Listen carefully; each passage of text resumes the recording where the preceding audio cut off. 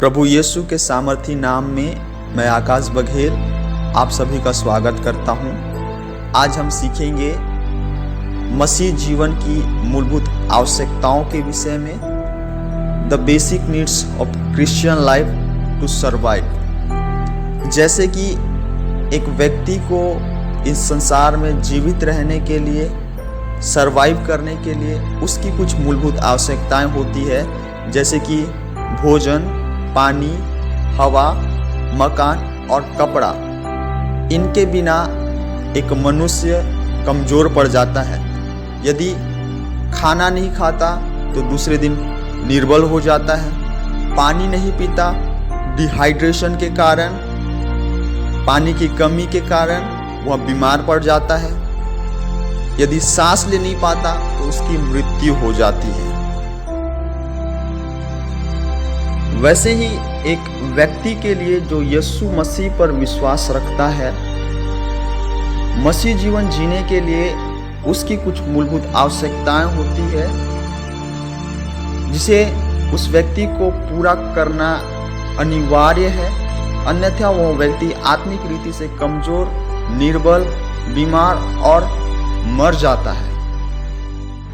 इसलिए जैसे एक व्यक्ति को इस संसार में जीने के लिए भोजन, पानी, हवा की आवश्यकता होती है, वैसे ही जितने यीशु पर विश्वास रखते हैं उन्हें आत्मिक रीति से जीने के लिए उनकी कुछ मसीह में मूलभूत आवश्यकताएं होती है, जिनमें से सबसे पहली बात है संगति। और यह संगति दो प्रकार का होता है। पहला व्यक्तिगत संगति यीशु के साथ, दूसरा सामूहिक संगति परमेश्वर के लोगों के साथ।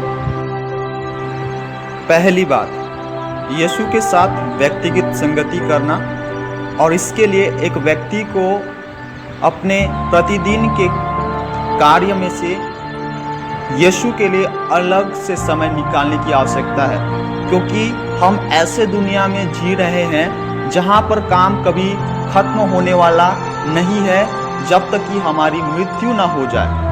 जब हम यीशु के जीवन में देखते हैं, यीशु भी अपने समय में परमेश्वर के साथ व्यक्तिगत संगति करने के लिए अलग से समय निकाला करता था। जब हम लूका की पुस्तक उसका 5 अध्याय 15 और 16 पद में पढ़ते हैं, वहाँ पर इस प्रकार से लिखा हुआ है कि यीशु की चर्चा और भी फैलती गई और भीड़ की भीड़ यीशु के सुनने के लिए अपनी बीमारियों से चंगा होने के लिए इकट्ठा हुई।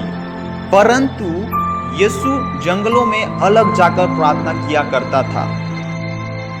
बाइबल कहती है कि भीड़ यीशु के पास चंगाई के लिए इकट्ठा हुआ करती थी, परंतु यीशु उस भीड़ को छोड़कर अलग से जंगल में जाकर प्रार्थना किया करता था। यहाँ पे एक इंटरेस्टिंग बात है कि यीशु खुद परमेश्वर का पुत्र था, और मैं सोचता हूँ यीशु को प्रार्थना करने की आवश्यकता नहीं थी, व्यक्तिगत संगति परमेश्वर के साथ करने की आवश्यकता नहीं थी, लेकिन वह जानता था कि एक व्यक्ति को आत्मिक रीति से बढ़ने के लिए उसकी कुछ मूलभूत आवश्यकताएं होती है, इसलिए वह भीड़ को छोड़कर अलग से प्रार्थना किया करता था। और जब हम यीशु के बारे में देखते हैं, बाइबल बताती है कि यीशु को 3.5 साल की सेवकाई में गांव-गांव जाके प्रचार करना था, नगर नगर जाके प्रचार करना था, बीमारों को चंगा करना था, दुष्ट आत्माओं को निकालना था, चेलों को तैयार करना था। बहुत सारे काम उसके पास थे, अर्थात वह इतना ज़्यादा व्यस्त हो गया कि उसके पास व्यक्तिगत संगति करने के लिए परमेश्वर के साथ समय ही नहीं होता होगा। लेकिन उस बिजी शेड्यूल में भी बाइबल कहती है कि अपने आप को भीड़ से अलग किया करता था। इसलिए हमें भी अपने व्यस्त भरी जिंदगी में, बिजी शेड्यूल में परमेश्वर के साथ, जैसे यीशु व्यक्तिगत संगति किया करता था, हमें भी परमेश्वर के लिए अलग से समय निकालने की आवश्यकता है। और इसमें आप आराधना, प्रार्थना कर सकते हैं, वचन को पढ़कर इसका अध्ययन कर सकते हैं। जैसे भी हो, हमें परमेश्वर के साथ व्यक्तिगत संगति करना है, क्योंकि यह मसीह जीवन की मूलभूत आवश्यकता है। दूसरी बात,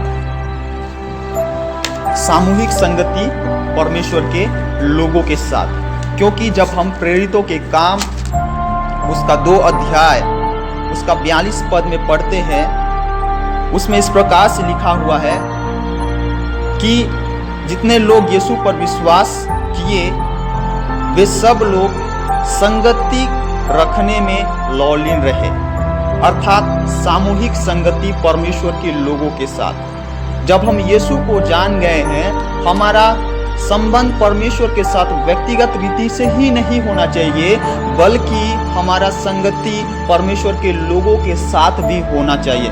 क्योंकि जब हम परमेश्वर के लोगों के साथ रहते हैं, वे हमें सही मार्गदर्शन करने के लिए, उत्साहित करने के लिए, सिखाने के लिए, समझाने के लिए हमेशा प्रेरित करते हैं, जिससे कि हम परमेश्वर में बने रहें और परमेश्वर में एक आग के जैसा आत्मिक रीति में जलते रहें।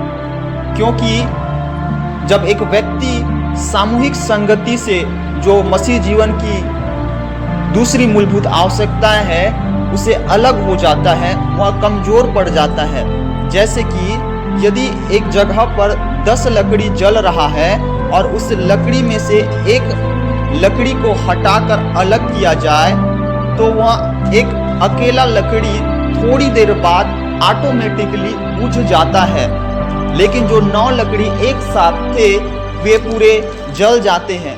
यह इसलिए होता है क्योंकि उस एक लकड़ी को संगति नहीं मिल पाता है। और जब एक व्यक्ति परमेश्वर के लोगों के साथ संगति नहीं कर पाता, वह मसीह जीवन की मूलभूत आवश्यकता को पूरा नहीं करता, और यह बात निश्चित है कि वह परमेश्वर से दूर होता चला जाता है, परमेश्वर से अलग होता चला जाता है और आत्मिक रीति से कमजोर पड़ जाता है, बीमार हो जाता है और मर जाता है। इसलिए एक व्यक्ति को सामूहिक संगति करना भी बहुत जरूरी है। जैसे पहली कलीसिया के लोग, जैसे बाइबल कहती है कि वे आपस में संगति किया करते थे और इस बात में लौलीन रहा करते थे।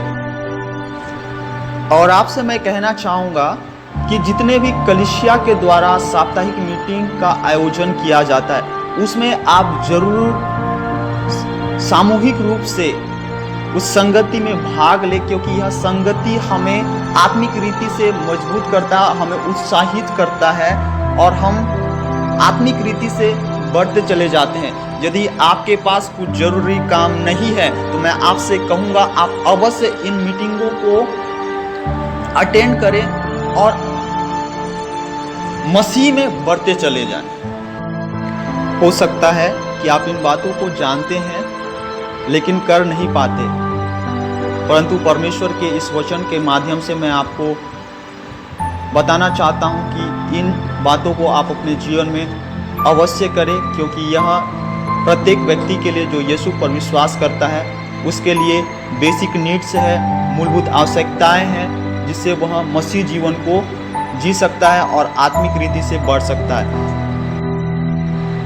परमेश्वर के वचन के पहले भाग को सुनने के द्वारा प्रभु आप सभी को आशीष करे और आप सभी की सहायता करे कि आप सभी मसीह जीवन की मूलभूत आवश्यकताओं को प्रतिदिन के जीवन में पूरा करते जाएं, जिससे सभी मसीह के पहचान में और भी मजबूत होते चले जाएं। प्रभु आप सभी को बहुत से आशीष करे। दूसरे भाग के लिए आप लगातार इस वीडियो के साथ बने रहें। God bless you all.